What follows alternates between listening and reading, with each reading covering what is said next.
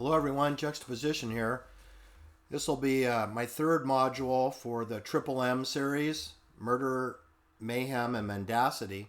I want to wrap up with Dianne Feinstein briefly by letting you know that her father was a surgeon, a medical doctor surgeon, who practiced in the city of San Francisco, but it was Dianne Feinstein's second husband, Bertram Feinstein, who was a brain surgeon. I want to make that distinction. And she went on to marry Richard C. Blum, after her husband, Bertram Feinstein, passed away from colon cancer in 1978, just before the Jim Jonestown revelation happened, which definitely affected Dianne Feinstein, since she personally knew him and worked with him for many years. And then we had Thanksgiving. The Jonestown incident was on or about November 18th, 1978. Then we had Thanksgiving on the 25th of November, 1978. And then when we came back to work just a couple days later, on the 27th of November, we had the assassination of George Moscone and Board of Supervisor Harvey Milk, allegedly by another Board of Supervisor of San Francisco, Dan White, who spent 6 years in the United States Army Airborne, and including a tour in Vietnam. Let me just read a couple of details here from the Nancy Pelosi colleague, Dianne Feinstein, not her real name. Her real name is Goldman. Okay? And let me just be as crystal clear as I can be about that. So Dianne Feinstein was born Dianne Emile Goldman. Dianne Emile Goldman was born in San Francisco to her father, Leon Goldman, who was a surgeon, and his wife, Betty Rosenberg. Okay, so these are Polish-Jewish people. Dianne Feinstein Goldman's grandparents were raised in Poland, Jewish. She is the same age as Roman Polanski. Right, so Roman Polanski was born in Poland as Jewish, just like Dianne Feinstein's grandparents were. Okay? I'm just putting it out there as a footnote, because you do realize, listeners of my program, that Dianne Feinstein came to prominence due to the assassination of George Moscone in a CIA-controlled city called San Francisco. And that Dianne Feinstein Goldman, Jewish, was raised in a very military Roman Catholic Sacred Heart Convent Academy, which is literally 4 blocks from the Army base, the Presidio. So I don't think you can get much further away from military intelligence operations than 2222 Broadway, Pacific Heights, San Francisco. That is a Society of Sacred Heart Order military style academy, born out of the French Revolution as a counterintelligence organization. Anyway, that's where Dianne Feinstein went to school. She, for many years, resided in Presidio Heights, which is right outside the officer housing at the Army base Presidio. Later, she moved to Pacific Heights, which is not far. Both Pacific Heights, San Francisco, and Presidio Heights, San Francisco, both border the Army base. But the Pacific Heights people generally have the spectacular view of Belvedere, Tiburon, Angel Island, Sausalito, Richardson Bay, and the Golden Gate Bridge, and of course, Alcatraz, federal prison. Anyway, I just wanted to make this clear that Dianne Feinstein's father was a medical doctor surgeon, but it was her second husband, Bertram Feinstein, who was a brain surgeon. Now that's important, and it's very important for the following reasons, because my main talk today is going to be on neuroscience and bank-funded, clandestine-funded neuroscience brain restructuring centers. That's the purpose of today's talk. And you should know that at the time that Bertram Feinstein died of colon cancer, he was a member of the American Academy of Neurology, And he's a brain surgeon, right? But he's in the American Academy of Neurology, the New York Academy of Sciences, even though he's on the West Coast in San Francisco. Perhaps California didn't have a Academy of Sciences. I'm pretty sure we did. But anyway, he's in the New York Academy of Sciences, and he was also a member of the American Association for the Advancement of Science and the San Francisco Neurological Society. This is Dianne Feinstein's brain surgeon husband who died in 1978. Now stay with me, because you're not going to believe what I'm going to tell you next. Anyway, you do realize that during the time that Dianne Feinstein, graduated from high school, which again is the Society of the Sacred Heart Order at the 2222 Broadway address in Pacific Heights, San Francisco, Operation Sea Spray was going on. That's kind of like chemtrail dumping was going on over the city of San Francisco in 1952, 1953. That's just after Dianne Feinstein would have graduated from high school and, of course, attended Stanford University down the peninsula, known as Leland Stanford Junior University. That's where Dianne Feinstein went to college, to university, Stanford. And that was going on during CIA dumping of chemtrails or toxic chemicals out the back of military planes over the city of San Francisco and 7 other cities in the San Francisco Bay Area. That was a secret program that was revealed decades later, Operation Sea Spray, which was CIA. You should also know that after Dianne Feinstein graduated from Stanford University and came back to San Francisco, City by the Bay, the CIA has opened for business with Midnight Climax, which is a program where they dose johns of prostitutes with LSD. They pay the prostitute a bonus payment. They rent the motel rooms on behalf of the prostitute. And then they videotape and audio tape the goings-ons between the prostitute and the LSD-dosed John.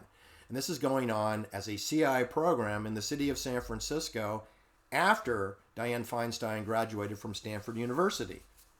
So it's kind of hard to believe if you're going to live in Presidio Heights, and Haight-Ashbury is basically a zip code for high concentration.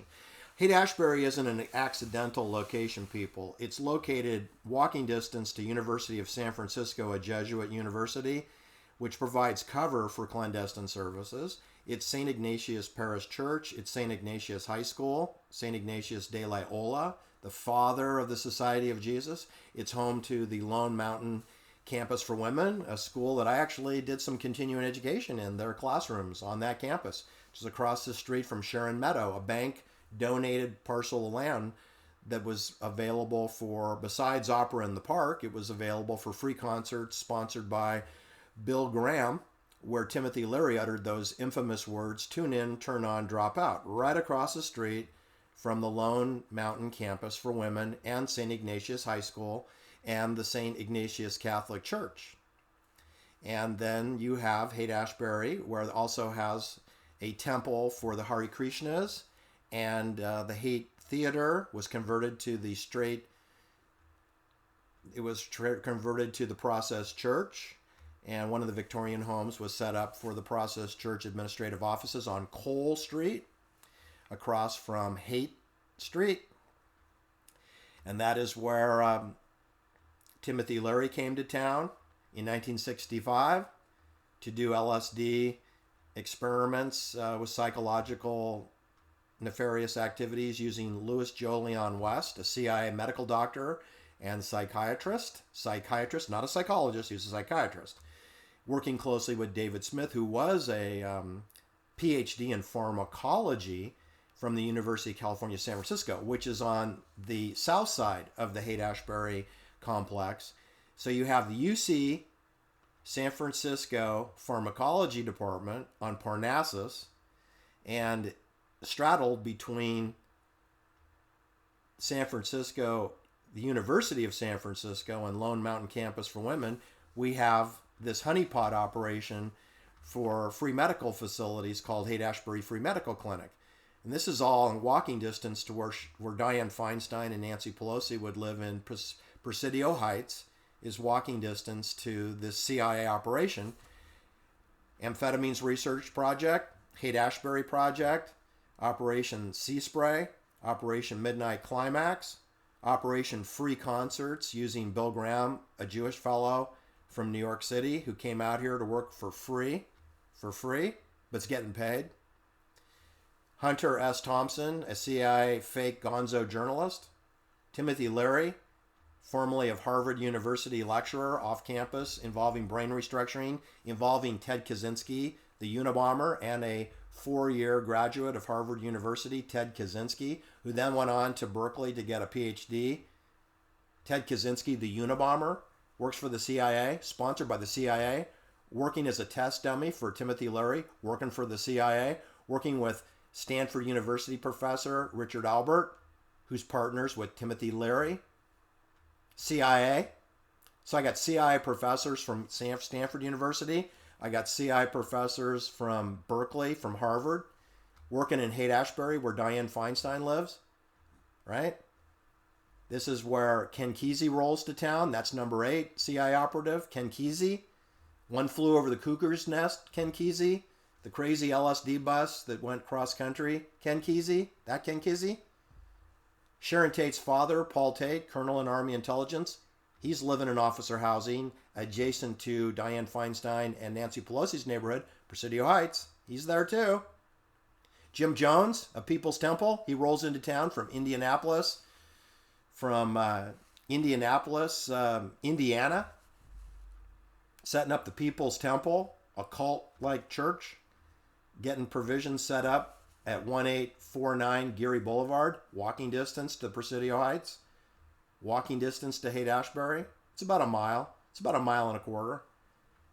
He's setting up a church, which is adjacent to the Fillmore Auditorium, which is controlled by George Sullivan, who gets murdered by shot in the head on August 2nd, 1967, during the Summer of Love. And then Bill Graham takes over that building, which is adjacent to the People's Temple Church. So I got People's Temple, I got Bill Graham, Wolf Grudjanka, conducting CIA operations. One's doing a cult church, and the other guy's doing low-price concerts featuring Jimi Hendrix, Janis Joplin, Grace Slick, Jefferson Starship, Jefferson Airplane. Yoko Ono and John Lennon come to town. George Harrison, they played at the Fillmore West, next door to the People's Temple. George Harrison is associated with the Hare Krishnas. They're located back near Sharon Meadows. They're walking distance to Sharon Meadow and the Haight-Ashbury Free Clinic, where George Harrison was giving free provisional housing. George Harrison of the Beatles. George Harrison of the Tavistock Institute. John Lennon, a product of the Tavistock Institute for lyrics. Ever actually read the lyrics to Imagine? It's Agenda 21. It's One World Order. It's You Will Own Nothing and Be Happy. That's the song that we all love. Imagine. Imagine John Lennon as a British intelligence agent, unwitting to himself. This is the neighborhood that Nancy Pelosi, Paul Pelosi, and Dianne Feinstein lived in. And this is where Nancy Pelosi got involved with the Democratic National Committee. This is where Dianne Feinstein partnered with Jim Jones and Willie Brown and George Moscone, right? And this is where Patricia Hearst, who went to the same school that Sam Bankman-Fried went to, the Crystal Springs Upland Academy. Don't you think that's unusual that I've got Sam Bankman-Fried going to the same school that Patricia Hearst went to? I think so. It's also disturbing that Charles Ng, of 25 serial killings, that he went to school at the next school over, Notre Dame Academy, that he went there. You know, everyone thinks he's a crazy Asian 21-year-old serial killer. He is, but he was Catholic indoctrinated, and he was a United States Marine. He went AWOL, along with Leonard Lake, who got a medical discharge from the United States Marines from Da Nang, Vietnam. Leonard Lake. You know Dianne Feinstein knows who Leonard Lake is. He operated in her zip code, okay? And I'm telling you that I find it implausible that Dianne Feinstein, Paul Pelosi, and Nancy Pelosi wouldn't know all about Haight-Ashbury, wouldn't know all about the HAP, Haight-Ashbury Project, wouldn't know about the goings on with Timothy Leary, tune in, turn on, drop out, with Enos Mejia, Abigail Folger's mother, who's the private banker for that Haight-Ashbury Project, that they wouldn't know who Sharon Tate's father was. He lives in their neighborhood. He lives in officer housing. Right across Presidio Boulevard is Sharon Tate's father, Colonel Paul Tate. So I believe, my supposition is that Dianne Feinstein, Nancy Pelosi, and Paul Pelosi, they all knew Abigail Folger's mother. They all knew Sharon Tate's father, Paul Tate. They all knew Timothy Leary, the long lifetime CIA maven for LSD. They all knew Richard Albert, a professor from Stanford University. I mean, Dianne Feinstein's an alumnus from Stanford University. And Richard Albert did get a PhD from UC Berkeley, but was a professor in good standing at Stanford before he went off to Harvard, where he was dismissed for not attending classes, even though it was mostly something went haywire off campus with the restructuring of people's brains. Anyway, all these CIA operations are going on in the 1960s into the 1970s, involving Jim Jones, Dianne Feinstein, Willie Brown, George Moscone, Joe Alioto, Nancy Pelosi, Paul Pelosi, who came to town in 1969, right after Abigail Folger got bayoneted by the M7 bayonet. Paul Pelosi is available for private banking duties. What a coincidence that was. Anyway, Dianne Feinstein's second husband, Bertram, he dies in 1978, and he's all about neuroscience.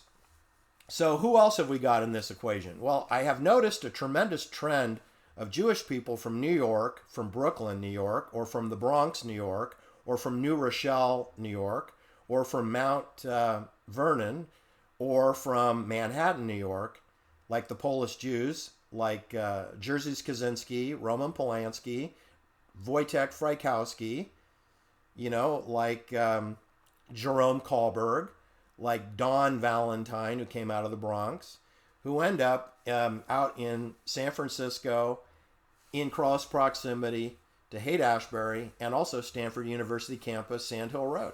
I'm just astounded by the number of Jewish people. So here's another example of a Jewish couple, man and woman. Herbert Sandler, who was born on November 16, 1931. He's passed away. He died in 2019. He had a wife, Marion Sandler. She passed away on October 17th. She passed away in 2012. She was born in October 17th, 1930. So she's actually a year older than Herbert Sandler, her husband. So Marion Sandler is a Jewish gal who attended Wellesley University in Massachusetts, outside of Boston. And Herbert Sandler attended the City College of New York, where he got an undergraduate degree, and then he went to law school at Columbia University. You might have heard of Columbia University. That's associated with Jerzy Kaczynski. He graduated from Columbia also. He's a Polish Jewish fellow who was murdered by a plastic bag put over his head and strangled to death. Suffocated. Anyway, Herbert Sandler got a law degree from Columbia University in New York City. And he went on to found Golden West Financial, which his number one asset was World Savings and Loan, a so-called thrift. I'd call it a fraudulent scheme.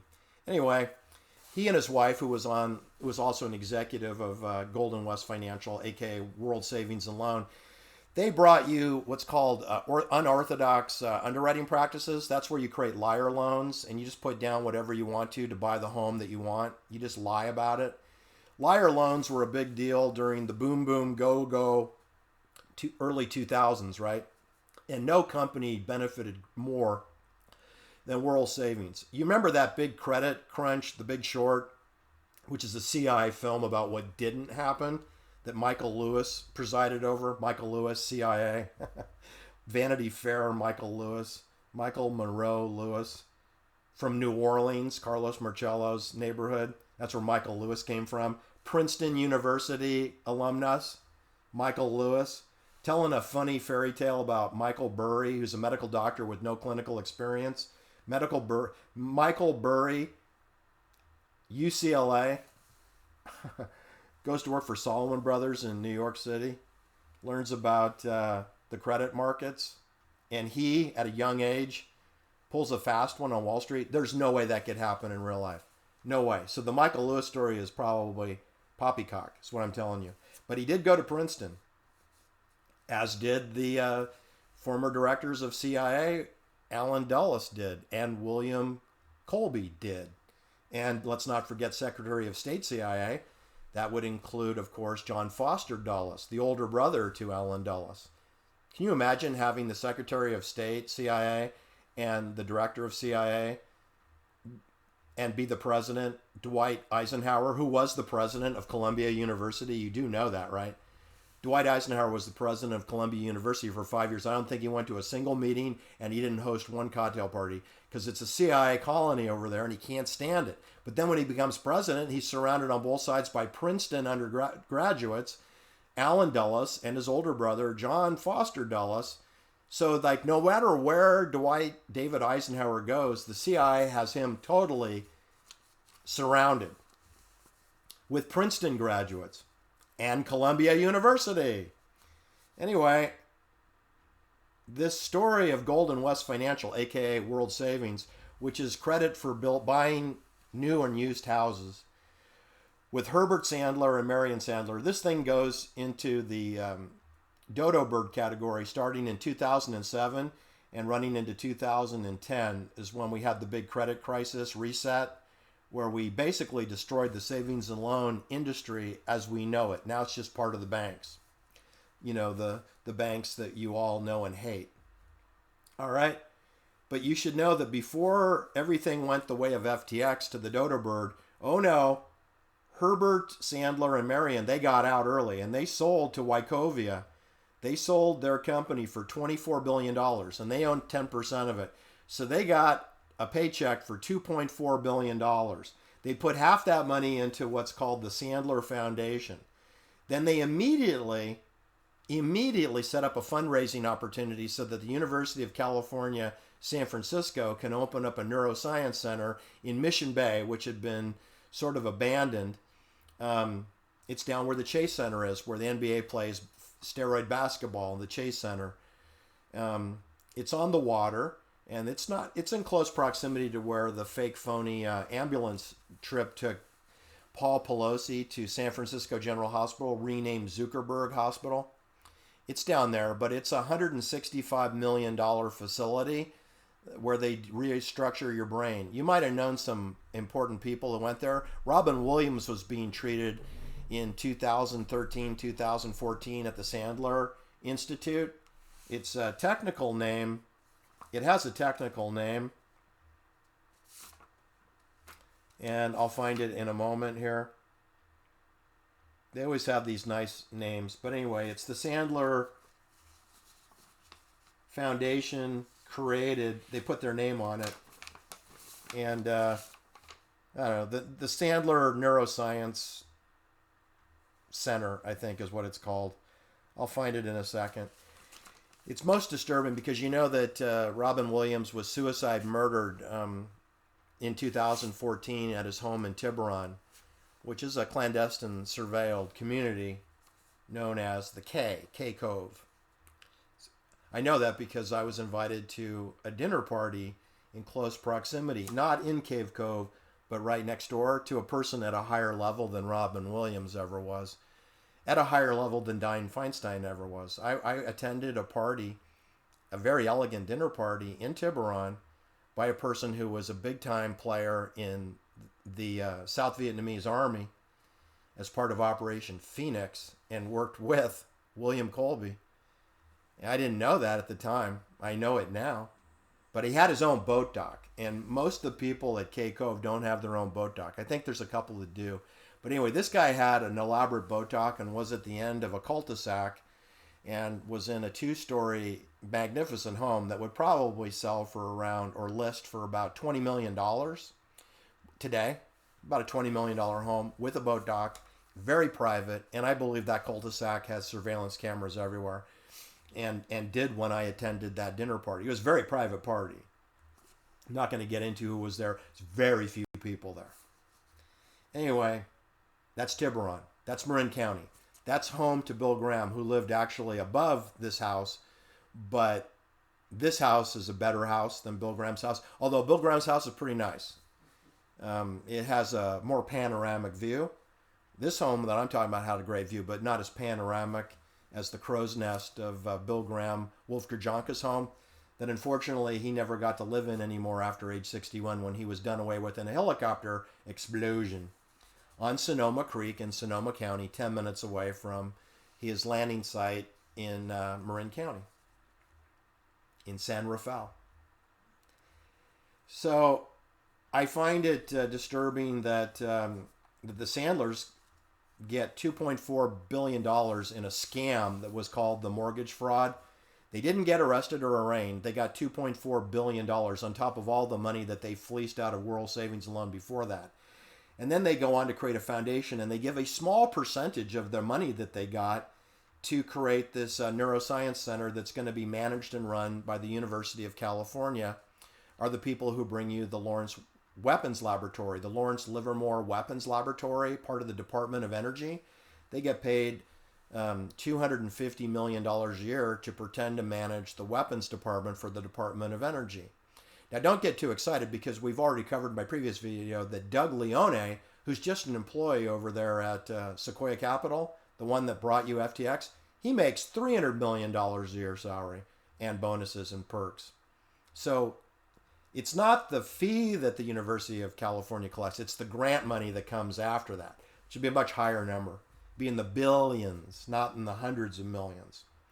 That's the neighborhood you move into when you go down the neuroscience or weapons laboratory. And I'm here to tell you people that neuroscience and neurotechnology and nanotechnology and life science, bioscience, microbiology, and the activities that go on in Emeryville with CETUS and Chiron and Novartis, now Novartis, with University of California Systems in San Diego, in Santa Cruz, in Santa Barbara, in Berkeley, in San Francisco. These are all part of the weapons complex, all of them, including 5G, including database management, database software development. Everything in Silicon Valley is military, security clearances, everything in life science and biopharmacology, everything in nanoscience, restructuring your brain using brain technology, electroshock treatments, everything that Sidney Gottlieb used to do as a chemical PhD, everything that Albert Laverne did at the New York Bellevue Hospital, State Hospital, with electroshock treatments. He even programmed one of his patients that he poached out of Fordham University in the Bronx, Ann Kernan. He gave her 19 electroshock treatments. Then she murdered his wife at age 26. Ann Kernan was Manchurian Candidate programmed by Dr. Albert Laverne of Manhattan, New York, and later Yonkers, New York, who lived next door to Undermeyer Park. And he programmed one of his students from his sociology class at Fordham University through electric shock treatments over at Bellevue State Hospital. And she murdered in broad daylight. Ann Kernan murdered, shot 3 times, Albert Laverne's wife in the lobby of their upscale luxury apartment, in the lobby, in front of his 2 children. It's 3 children. One was in a stroller. 2 young children watching their wife be shot to death by a 26-year-old Ann Kernan, who was a patient of Dr. Albert Laverne, who's a CIA psychologist. So when I speak with some contempt about neuroscience, I'm not kidding around. I think it's dangerous, and they shouldn't have these facilities. Anyway, now let's go down and visit UCLA and Southern California and Hollywood, where Oliver Stone has found a home. Oliver Silverstein, again from Manhattan, New York, Jewish gentleman whose name's Stone, and he partnered with a gentleman by the name of Terry Semel. You may not have heard of Terry Semel. Terry Semel was an executive at Warner Brothers. He also worked at the Walt Disney Company down there in Studio City way. And Terry Semel was an executive that worked closely with Oliver Stone to get his JFK film distributed. Not produced, but distributed. And that's the key word here. It's not about who financed the production of your film. It's about who and how can you get it distributed so that it becomes a social engineering effect on society. And that would be Warner Brothers. And Terry Semel was an executive vice president there at the time, and he's a Jewish person from Brooklyn, New York. So we got Jerry Semel from Brooklyn, New York, Jewish. And guess what? I just finished telling you about Herbert Sandler. He's a Jewish fellow from New York, married to Marion Sandler, and she went to Wellesley, and she got rave reviews from Columbia University regarding her great leadership for World Savings Alone, which laid an egg like FTX did. So Columbia University, I think, is a, social engineering university, right? And Herbert Sandler and Marion Sandler are Jewish people from New York, and they made $2.4 billion and didn't pay income taxes on half of it because they put it into a tax-deductible foundation, kind of like the Bill and Melinda Gates Foundation. And then they only gave a little bit of it to create this UC San Francisco Neuroscience Lab, which they got their name put on. And Terry Semel, friendly to Oliver Stone, after they get the JFK film produced, he goes on to become CEO of Yahoo, where he makes $70 million in stock options. And then he donates some of that money to UCLA and gets his name put on the Neuroscience Center in Los Angeles at the UCLA Medical Center. And it's now been renamed Semel Institute for Neuroscience and Human Behavior. That's the name that I am most frightened by. Semel Institute for Neuroscience and Human Behavior. Human behavior? Is that where they send you if you're anti-vax? If you are resistance against mandates? If you don't wear your face diaper? Maybe you have a human behavior problem, right? Well, Oliver Stone's partner has his name on a human behavior neuroscience center at UCLA, where they didn't take Anne Heche, who allegedly was dying from severe burns, right? They take her to the Grossman Burn Center, which is really about cosmetic surgery, in the Porn Center of Canoga Park, which has been renamed West Hills Peter Grossman Burn Center. Not. So this is my examples of CIA hiding in plain view. There is no way that Paul Pelosi, Nancy Pelosi, Dianne Feinstein, Senator from California, Speaker of the House for the House of Representatives, there's no way that Oliver Stone or Dianne Feinstein or Nancy Pelosi or Paul Pelosi could not know who Timothy Leary is. They all know who Timothy Leary is. Oliver Stone went and gave him a get well card on St. Patrick's Day, 1996, March 17th, 1996. Oliver Stone drove over to 10106 Sunbrook Drive, right down the ice plant from where Abigail Folger was bayoneted by a CIA NATO bayonet. And there's Oliver Stone visiting Timothy Leary, who's residing in provisional housing right down the hillside from where Sharon Tate and Abigail Folger were murdered. And that is where Oliver Stone goes to pay tribute. That's a cult ritual. That he would go on a Sunday afternoon on St. Patrick's Day. And Oliver Stone is supposedly a Buddhist. He's not a Catholic. Timothy Leary's a Roman Catholic. And Oliver Stone is not. He's Jewish. He's a Jewish Buddhist man. So why is he visiting Timothy Leary on Sunday on St. Patty's Day, which used to be a holy holiday, at a murder scene, at the scene of a homicide? But he is. And that's where Dianne Feinstein got her job as the mayor of San Francisco, at a murder scene. There would be no Dianne Feinstein if it were not for the assassination of George Moscone. And do you know that Dianne Feinstein finished out his term 13 months? Nobody elected Dianne Feinstein. She was not elected, and she serves 13 months as the CIA city mayor of San Francisco, a CIA-controlled city. And Dianne Feinstein, unelected, is the mayor of San Francisco. Later, she goes on to barely win a couple more elections, where she does, 9 years as the mayor of San Francisco, but about 7.5 of those years were not from being elected in a democratic process. They were through murder and assassination, MMM.